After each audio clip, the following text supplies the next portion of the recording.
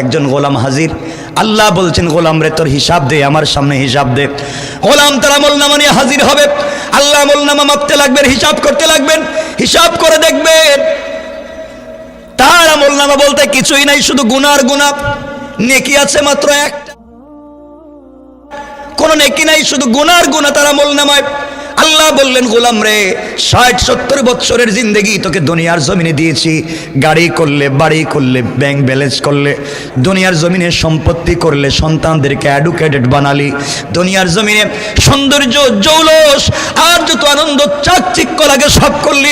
গোলাম এবার বল আমি আল্লাহর কাছে আসলে তো খালি হাতে, তোর নেকি আছে মাত্র একটা, আমলনামার ভিতরে গুনাহ আর গুনাহ। বলতো তোকে কেমনে জান্নাতে দেই? কেউ কি আছে আজকের দিনে তোকে সহযোগিতা করবে?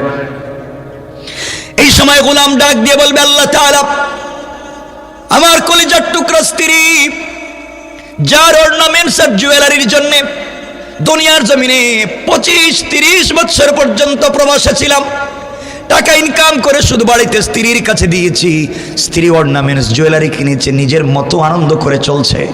আল্লাহ তাআলা আমার স্ত্রী তো আজকে আছে, আমার বিশ্বাস দুনিয়ার জমিনে তাকে ভালো রাখবার জন্যে আমি ঠিক মতো নামাজ পড়তে পারি নাই। আয় আল্লাহ তাআলা তুমি ডাক দিয়ে বলেছো হাইয়া আলাল ফালাহ, আয় কল্যাণের দিকে। আমি ওই সময় কাজের মধ্যে ছিলাম। আল্লাহ তাআলা দুনিয়ার জমিনে সন্তানদেরকে বড় করবার জন্য, কলেজ ইউনিভার্সিটিতে পড়াবার জন্য আমি তোমার নাম নিতে পারি নাই। আল্লাহ তাআলা আমার সন্তানরাও কিয়ামতের মাঠে আছে। আল্লাহ তাদেরকে তো শিক্ষিত বানিয়ে এসেছি, প্রফেসর বানিয়েছি, ডাক্তার বানিয়েছি, আমার পরিবারের সবাইকে শিক্ষিত বানিয়েছি। আজ তারা কিয়ামতের মাঠে আছে। আল্লাহ তাআলা আমার মা বাবা আছেন যাদেরকে খিদমত করার জন্যে, যাদেরকে ভালো রাখবার জন্যে এতদিন পর্যন্ত প্রবাসে ছিলাম, শুধু খাওয়াইলাম, ভালো রাখলাম। আজ তারাও আছেন। আল্লাহ তাআলা কেউ আজকে আমাকে ভুলে যাবে না। আমার বিশ্বাস আমার মা বাবা আমাকে ভুলে যাবে না, আমার সন্তানেরা ভুলে যাবে না, আমার ভাই আর বোন আমাকে ভুলে যাবে না, আমার স্ত্রী আমাকে ভুলে যাবে না। কিছু হলেও তারা আজকে আমাকে সহযোগিতা করবে। আল্লাহ বলছেন যা কিয়ামতের মাঠেই পড়তে চলে যা, গিয়া দেখ তো তোকে কেউ সহযোগিতা করে কিনা। আল্লাহর গোলাম কিয়ামতের মাঠে দৌড়াবে। কিছু দূর যাওয়ার পরে দেখবে তার চোখের সামনে দিয়ে তার স্ত্রী চলে যায়।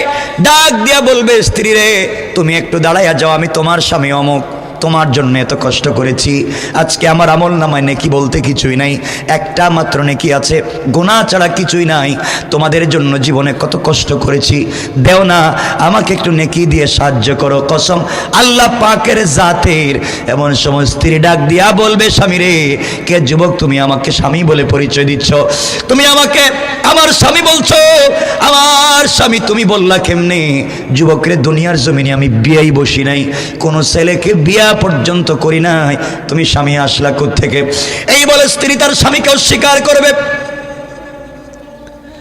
চোখের সামনে দিয়ে আপনার সন্তানেরা দৌড়বে, আপনি ডাক দিয়া বলবেন সন্তানেরা দাঁড়াও, তোমাদেরকে মানুষ বানাবার জন্যে, তোমাদেরকে সমাজের ভিতরে প্রতিষ্ঠিত করবার জন্যে বাবা কত কষ্ট করেছি, টাকা পয়সা দিলাম, ঘর বাড়ি বানাইয়া দিলাম, পড়ালেখা করালাম, তোমাদের ভবিষ্যৎ গড়ে দিলাম। আমার আজকে ভবিষ্যৎ বলতে কিছুই নাই, নেকির জন্য আটকা পড়ে গিয়েছি, আমাকে একটু সহযোগিতা করো। সন্তানেরা ডেকে বলবে যুবককে তুমি আজকে বাবার পরিচয় দিচ্ছ, তোমার চেহারার সঙ্গে আমাদের বাবার চেহারার কোনো মিল নাই। এই বলে সন্তানরাও কেটে পড়বে। এমন সময় তোমার মার বাবা তোমার সামনে দিয়ে যাবে, মাকে ডাক দিয়া বলবেন আম্মা জান তোমার জন্য জীবনে কত কষ্ট করেছি মা, তুমি কি আমাকে চিনতে পেরেছ? তোমার সন্তান আমি, তুমি আমার মা। মা চোখের পানি ছাড়বে না। ওই সময় তোমার চেহারার দিকে তাকাবে আর বলবে যুবককে রে আমাকে মা বইলা ডাক দিলে দুনিয়ায় আমার কোনো সন্তান ছিল না। সবাই বলে যাবে। আল্লাহ বলছেন শুধু বলে যাবে তা না, ইয়াউমা ইয়াফিরু, আল্লাহ বলছেন ফেরারির আসামির মতো দৌড়াবে। এই মাঠে যদি কেউ দাগি আসামি হয়, ওয়ারেন্ট ভুক্ত আসামি হয়, পুলিশ আসলে রেব আসলে যেইভাবে দৌড়াবে, আল্লাহ বলছেন ইয়াউমা ইয়াফিরু, ওই দিন ফেরারির আসামির মতো মানুষ দৌড়াবে। মা থেকে দৌড়বে, বাবা থেকে দৌড়বে, সবাই সবার থেকে দৌড়বে। কেউ কাউকে সাপোর্ট দেবে না, কেউ কাউকে সহযোগিতা পর্যন্ত করবে না। কারণ মনে রাখবেন কিয়ামতের দিনে এমন একটা দিন হবে, আপনি নামাজি, আপনি রোজাদার, আপনি আল্লাহওয়ালা যেই হন না কেন, যতক্ষণ বিচার কার্য শুরু হবে না ততক্ষণ পর্যন্ত আপনি আমি গুনাহগার যেই হয় না কেন সবাইকে কিন্তু কিয়ামতের মাঠে দাঁড়াইয়া থাকতে হবে। আমার বন্ধুগণ, কেউ যখন সহযোগিতা করলো না, আল্লাহর গোলাম চোখের পানি ছেড়ে আল্লাহকে ডাক দিয়া বলছে, আল্লাহ কেউ নাই, কেউ আজকে আমাকে সহযোগিতা করে নাই, আজকের দিনে কেউ আমাকে পরিচয় দিতে চাইল না। আল্লাহ খায়া না খায়া রাত দিন কাজ করে ওভার ডিউটি করে তাদেরকে বড় করলাম, আজ তারা আমাকে চিনে না। আল্লাহ তাআলা আমি কোথায় যাব? এই বলে গোলাম জমিনে কিয়ামতের মাঠে বসে থাকবে, চোখের পানি চেয়ে কাঁদবে। কেউ তাকে সাপোর্ট করবে না, তার নেতা তাকে বলবে না কর্মী তুমি এদিকে আসো, নেতা বলবে আমার কোনো কর্মী ছিল না, কেউ কারো কোনো পরিচয় দিবে না। এইভাবে যখন দিন চলতে থাকবে আল্লাহ আরেকজনের হিসাব নেবেন। হিসাব দিয়ে কি করলে গোলামের হিসাব আল্লাহ নিবেন, নিয়ে দেখবেন গুনাহ এবং নেকি সমান সমান হয়ে গেছে। যত নেকি তত গুনাহ সমান সমান। আল্লাহ বলবেন গোলাম রে, একটা যদি নেকি নিয়ে আসতে পারো তাহলে তোমাকে জান্নাত দেওয়া যাবে, কারণ তোমার সমান সমান হয়ে গেছে। একটা নেকি হলে জান্নাতে যাওয়া যাবে। গোলাম বলবে আল্লাহ তাআলা টেনশন করবেন না, আমার বহুত দেওয়ার মতো আছে, বন্ধু আছে, আত্মীয় স্বজন আছে, বহুত ভাই বেরাদার আছে, মা বাবা আছে, তাদের কাছ থেকে একটা নেকি নিয়ে আসবো। আমার বন্ধুগণ, এমন সময় আল্লাহ রব্বুল ইজ্জতুল জালাল বলবেন নিয়ে আয়, কিন্তু জমিনের কিয়ামতের মাঠে দৌড়াবে, কেউ একটা নেকি পর্যন্ত দিবে না, কেউ সহযোগিতা করবে না। চোখের পানি ছেড়ে ছেড়ে কাঁদবে আর বলবে আল্লাহ আজকের দিনে কেউ আমাকে একটা নেকি দেয় নাই।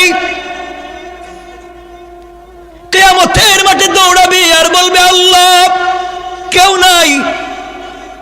এমন সময় সামনে গোলাম গিয়া দেখবে একজন লোক চোখের পানি ছেড়ে বসে বসে কান্না করে। কিরে ভাই, তুমি ওখানে কান্না করো, কি হয়েছে? যুবক ডাক দিয়া বলবে, বাইরে আল্লাহ আমার কাছে হিসাব চাইছিল, আছে মাত্র নেকি একটা, আর গুনার গুনাহ। আত্মীয় স্বজন কতজনের কাছে গেলাম, কেউ আমাকে দিল না। ও বলবে ভাই আমার লাগবে মাত্র নেকি একটা, তোমার আছে একটা।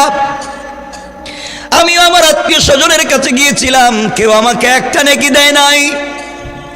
আল্লাহ বলেছেন একটা মাত্র নেকি হলে জান্নাতে যাওয়া যায়, একটা নেকি পর্যন্ত কেউ আজকে আমাকে দিল না।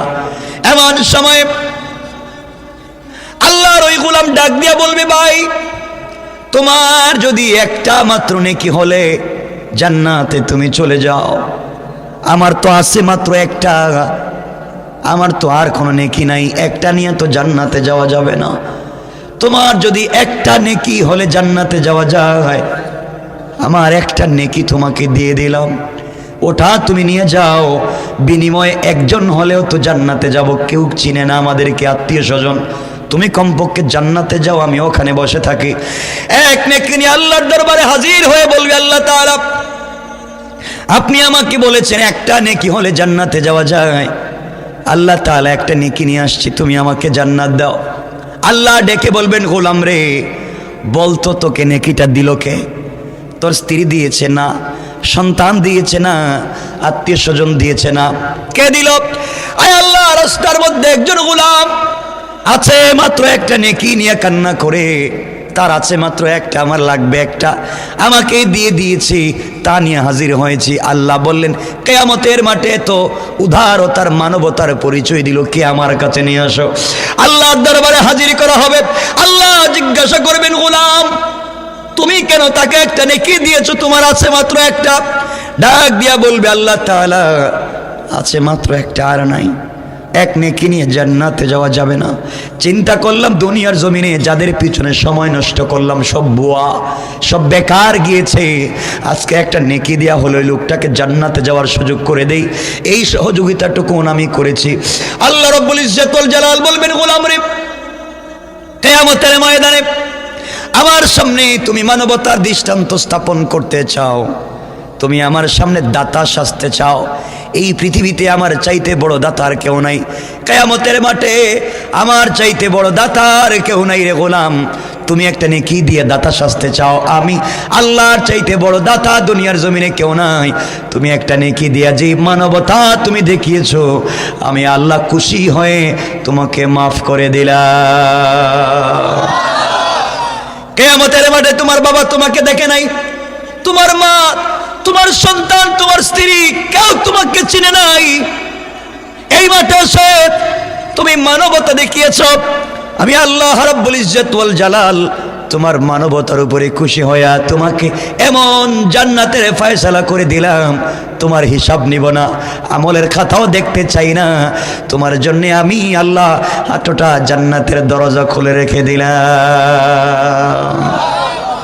এই জন্য আমার বন্ধুগণ, কিয়ামতের ময়দানে কেউ আপনাকে সহযোগিতা করবে না, একমাত্র আল্লাহ ছাড়া। আত্মীয় স্বজন যাদের পিছনে সময় নষ্ট করবেন, কেউ আপনার আপন হবে না।